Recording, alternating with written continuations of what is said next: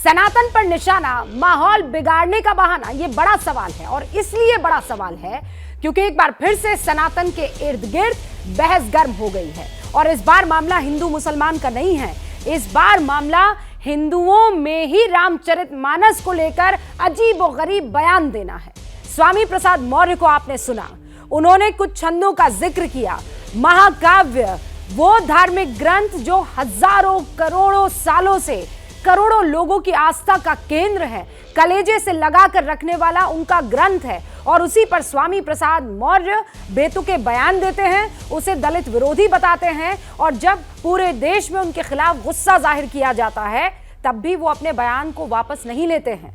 वो ये कहते हैं मैं माफी नहीं मांगूंगा। लेकिन आप कहेंगे इसमें नई बात क्या है? ये तो पहले भी हुआ था। नई बात यह है कि स्वामी प्रसाद मौर्य अखिलेश यादव से मुलाकात करने के बाद और ताकतवर रूप से कहते हैं कि माफी नहीं मांगूंगा।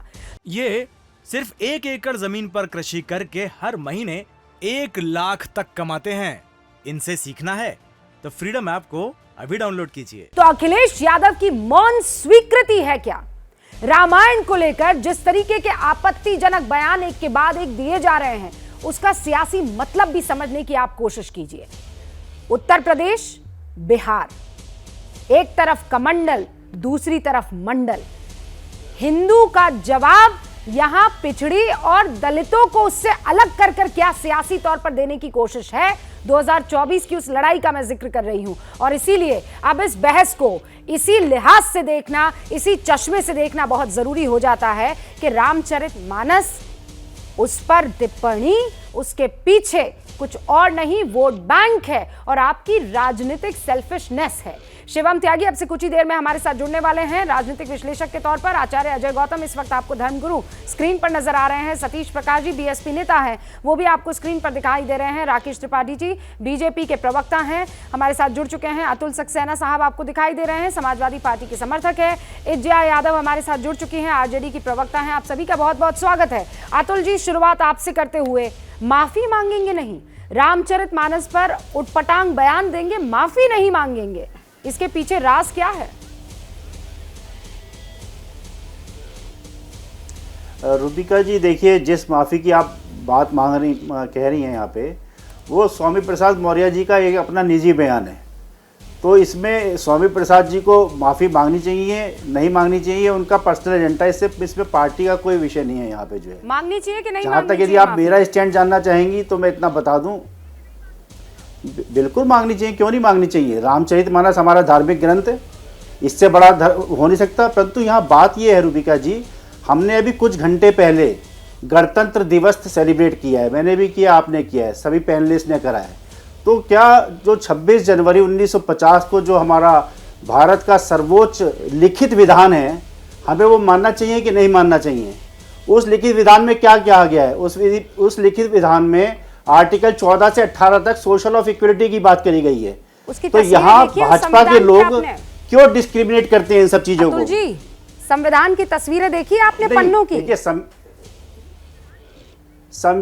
संविधान में मेरे को वो सौभाग्य प्राप्त नहीं हुआ कि मैं संविधान की तस्वीर देखूं, पर संविधान पूरा राम दरबार है, देखिए आपने संविधान की तस्वीर। तो संविधान जो है, आप उसके खिलाफ भी जा रहे हैं उस लिहाज से। तो संविधान की आड़ में मत छुपिए। नहीं, मैं संविधान में पूरा राम दरबार लगा हुआ है, संविधान, और राम के इर्द गिर्द ही रामचरितमानस है। आपसे बेहतर तो मैं समझ रही हूँ। रूबिका जी, देखिए, संविधान को कौन लोग नहीं मानते हैं? यदि आप देखिए, संविधान को नाम मान लेंगे भाजपा वाले लोग हैं। आप बताइए, संविधान की जिस तरीके से धज्जियां उड़ाने का काम करा जाता है, ये भाजपा की सरकारों में करा जाता है। आप विगत पिछले कई वर्षों के उदाहरण देख लीजिए, किस तरीके से संविधान पर ले जाने की जो चालाकी कर रहे हैं ना प्रभु, वो यहाँ हो नहीं पाएगी। मैं रामचरितमानस पर स्वामी प्रसाद मौर्य के दिए बयान पर चर्चा करने आई हूँ, इसके पीछे के रणनीति को समझने आई हूँ। रूबिका जी, आप लोग किस हिम्मत से रामचरितमानस के खिलाफ बयान देने वाले को बचाने की कोशिश कर रहे हैं, मुझे ये बताइए ना सर। अरे रूबिका जी सुनिए तो सही। देखिए, चालाकी का जहां तक आपने प्रश्न करा है, चालाकी तो ये जो अस्त्र मिला हुआ है ना चालाकी करने का, ये मीडिया को मिला हुआ है। अच्छा, ये चालाकी जो है जिस तरीके से आप अस्त्र मुझे मिला हुआ है, ये बीजेपी मीडिया को मिला हुआ है। ये सिर्फ 1 एकड़ जमीन पर कृषि करके हर महीने 1 लाख तक कमाते हैं। इनसे सीखना है तो फ्रीडम ऐप को अभी डाउनलोड कीजिए।